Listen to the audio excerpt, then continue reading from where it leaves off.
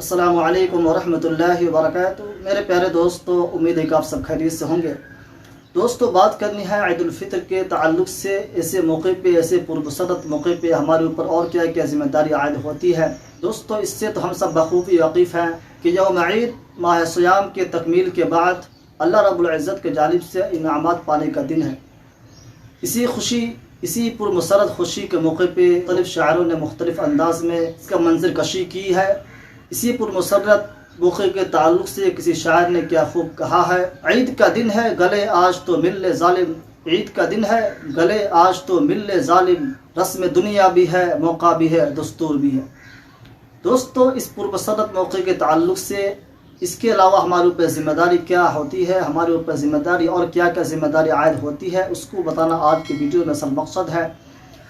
دوستو، ایسے پرمسرت موقع پہ ہمارے اوپر ذمہ داری یہ ہونی چاہیے کہ ہمارے اس عید کی خوشی کے ساتھ وہ غربا مساکین جو فقر و فاقہ کی بنا پہ، مال کی تنگی کی بنا پہ عید کی خوشی میں شریک نہ ہو سکتے، عید کی خوشی میں شریک نہ ہونے سے قاصر ہیں، تو ان کے لیے ہم کچھ کریں اور ایسا کچھ کریں کہ وہ بھی ہمارے عید کی خوشیوں میں شریک ہو جائے اور ان کا بھی عید ہو۔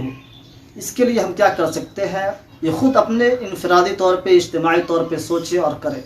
تو دوستو، اس پرمسرت موقع پہ ہمارے اوپر یہ ذمہ داری عائد ہوتا ہے کہ ہم اپنے آس پڑوس، خاندان، علاقے، برادری، اپنے رشتہ داروں میں دیکھیں کہ کوئی شخص ایسا ہے، کوئی گھر ایسا ہے کہ جہاں غربت کی وجہ سے، مالی تنگدستی کی وجہ سے عید نہ منائی جا رہی ہو۔ غربت کی وجہ سے، تنگدستی کی وجہ سے کوئی گھر ایسا ہے جو عید کی خوشیوں میں شامل ہونے سے محروم ہو۔ تو دوستو، اگر گھر ایسا ملے تو وہاں حتی الامکان اپنے استطاعت کے حساب سے آپ کوشش کریں اور وہاں تک امداد پہنچائیں، وہاں تک آپ امداد کریں، وہاں کسی طرح کا کوئی امداد ہو اس کو آپ کریں۔ دوستو، اگر آپ کے آس پاس پڑوس میں اگر کوئی شخص ایسا ہے جو غربت فاقہ کی بنا پہ عید کی خوشیوں میں شریک ہونے سے محروم ہے، تو یقین جانیے ہم خواہ کتنے ہی اچھے کپڑے پہن لیں، کتنے ہی اچھے پکوان، لمبے لمبے دسترخوان سجا لیں، عیدیاں بانٹتے پھریں، پھر بھی ہمارا عید پھیکی رہے گی، بلکہ ایسے عید کہلانے کے قابل نہیں جس میں دیگر افراد کی خوشیاں شامل نہ ہوں۔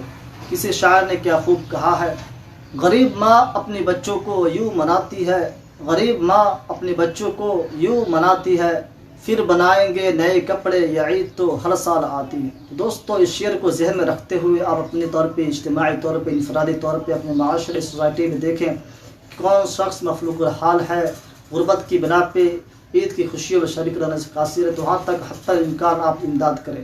یہی آج کا ویڈیو کا مقصد ہے، آج کا میسج، آج کا پیغام ہے۔ اللہ تعالیٰ سے دعا ہے کہ اللہ تبارک و تعالیٰ ہمیں خدمت خلق کرنے کی توفیق عطا فرمائے۔ السلام علیکم ورحمۃ اللہ وبرکاتہ۔